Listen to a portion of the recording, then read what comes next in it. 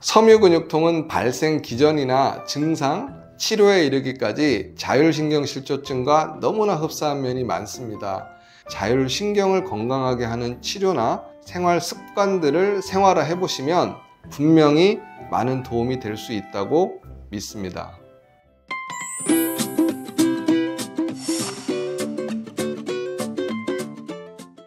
전신에 만성 통증이 있는 분들이 많이 있습니다. 이런 분들이 수많은 검사를 해도 원인을 찾지 못하는 경우가 많고요. 그러다가 어느 날 섬유근육통이라는 진단을 받는 경우가 있습니다. 평균적으로 이런 진단을 받게 되기까지 4년에서 5년 정도의 기간이 걸린다는 통계도 있습니다. 그런데 진단이 나오면 무언가 해결책이 있을 거라 기대를 했던 환자분들이 마땅한 치료가 없다는 사실을 깨닫게 되는 순간 더 큰 절망감에 빠지게 되는 경우를 많이 보았습니다. 이 전체 인구의 0.5에서 5% 정도에서 발병할 만큼 드물지 않은 섬유근육통은 이렇게 진단도 힘들고 고생 끝에 진단이 되어도 명확한 해결책이 없는 게 현실이라서 현대의학의 한계를 보여주는 대표적인 질환 중에 하나라고 생각합니다. 이 영상에서는 섬유근육통이 왜 발생하는 것인지에 대해서 설명을 좀 드리겠습니다. 그런데 아마 이 내용을 듣고 나시면 이 채널에서 매번 이야기하는 자율신경실조증과 비슷하네? 라는 느낌을 받으실 거라 생각합니다. 실제로도 자율신경실조증과 섬유근육통은 발생 기전이나 증상 등이 상당히 유사한 점이 많습니다. 그렇다면 섬유근육통이 무슨 말일까요? 근육이 뭔지는 다들 잘 아실 거라 생각하고요. 섬유라는 거는 이 인대나 힘줄 또는 근막이나 결체 조직 등의 섬유 조직을 말합니다. 조금 더 쉽게 설명드리면 인대는 뼈와 뼈를 연결시켜주는 섬유 조직이고요. 힘줄은 근육을 뼈에 붙여주는 섬유 조직에 해당합니다. 그리고 근막이라는 것은 근육을 싸고 있는 막 또는 껍질을 의미합니다.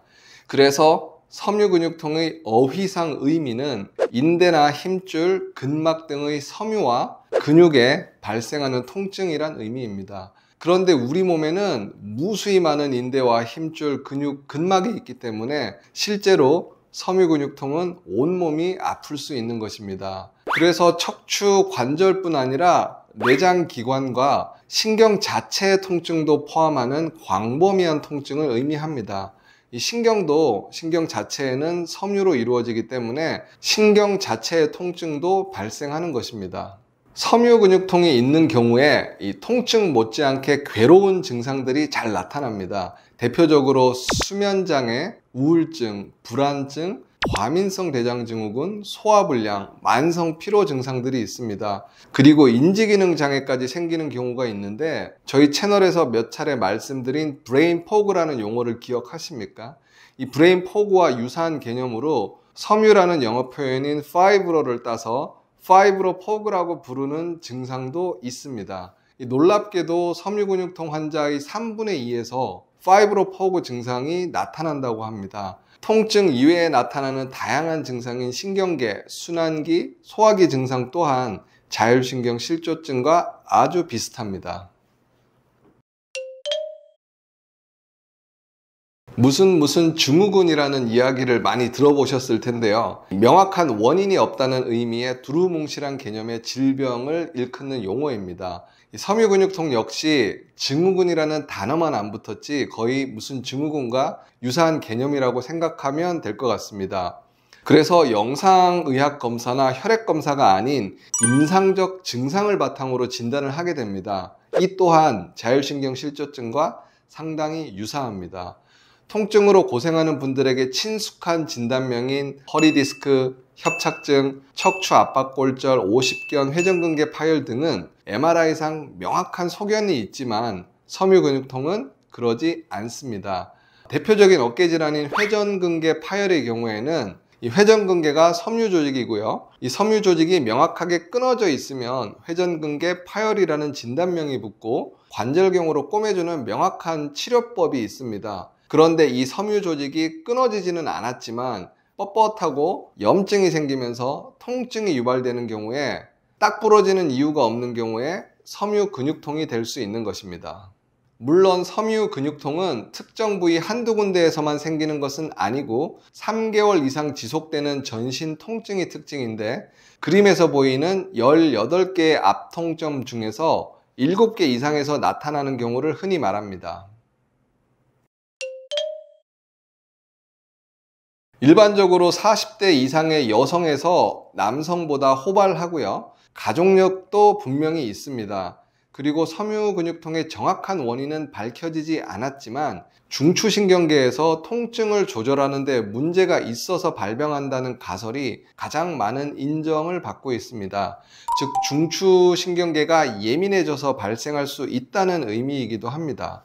또한 섬유 근육통 환자들은 중추신경계에서 세로토닌 대사가 떨어지고 성장 호르몬 분비도 감소되어 있고요. 스트레스에 대한 부신피질 호르몬의 분비 반응도 떨어져 있는 게 원인으로 고려되고 있습니다. 저희 채널에서 자주 이야기하는 교감신경 항진과 관련해서 나타나는 여러 가지 질환의 발생 기전과 상당히 유사한 면이 많습니다. 실제 자율신경계와 섬유근육통의 연관성에 대해서는 많은 연구와 보고가 있는데, 간단히 요약을 해드리면 말초신경인 교감신경이 항진이 지속되다 보면 말초신경의 신호 전달을 받는 중추신경계도 긴장이 되고 흥분이 됩니다. 즉 예민해질 수밖에 없는데요. 이런 경우에 위장관도 예민해지면서 위장관에서 주로 합성되고 분비되는 세로토닌뿐 아니라 이 뇌하수체 기능 저하에서 비롯된 호르몬 문제가 생기게 되면서 이 모든 증상이 하나씩 발생한다는 공통점이 있습니다. 여담이지만 저는 개인적으로 자율신경 실조증의 수많은 증상 중에 섬유근육통도 하나일 수 있다고 생각합니다. 교감신경이 항진이 되어 발생하는 자율신경 실조증의 원인이 되는 육체적, 정신적, 화학적 스트레스가 결국에는 섬유근육통을 유발한다는 것은 누구나 동의하는 내용일 것입니다. 외래에서 섬유근육통 환자들을 보면 몇 가지 특징이 있습니다. 예민한 성격과 좋지 않은 자세입니다. 예민함은 교감신경 항진과 연관된 부분이고요. 좋지 않은 자세의 대명사인 거북목의 새우 등 자세는 신경계, 위장관계, 내분비계 및 면역력에까지 영향을 줘서 섬유근육통의 발생과 연관이 많습니다. 그리고 턱관절이 좋지 않거나 골반이 틀어진 경우도 많이 있습니다. 이렇게 균형이 잡히지 않은 자세는 척추의 밸런스가 깨어지기 때문에 척추 주변의 근육들이 항상 긴장을 하게 되고, 교감신경이 척추 주변에 많이 있기 때문에 이 교감신경도 지속적으로 자극을 하게 되기 때문에 결국에는 교감신경과 함께 중추신경계도 예민하게 만들 수 있습니다. 그래서 자세는 섬유근육통의 중요한 원인이기도 하고 치료에서도 아주 중요한 부분일 수 있습니다. 실제로 섬유근육통으로 인해서 허리나 골반, 다리에 통증이 있는 분들 중에서 신경외과나 정형외과에서 검사를 했더니 허리 디스크나 협착증이 있는 경우에 시술이나 수술을 받는 경우가 있습니다. 그런데 그런 시술이나 수술 후에도 호전이 하나도 되지 않는다고 하시는 분들을 보면 대부분 섬유근육통으로 인한 통증 때문인 경우가 많습니다. 그런데 이런 경우는 결과론적인 설명이긴 하지만 시술이나 수술을 하는 의사도 충분히 오해를 할 수 있는 소지가 다분히 있기 때문에, 그래서 시술이나 수술을 하기 전에 의사도 환자도 조금 더 신중을 기할 필요가 있습니다. 섬유근육통은 발생 기전이나 증상, 치료에 이르기까지 자율신경실조증과 너무나 흡사한 면이 많습니다.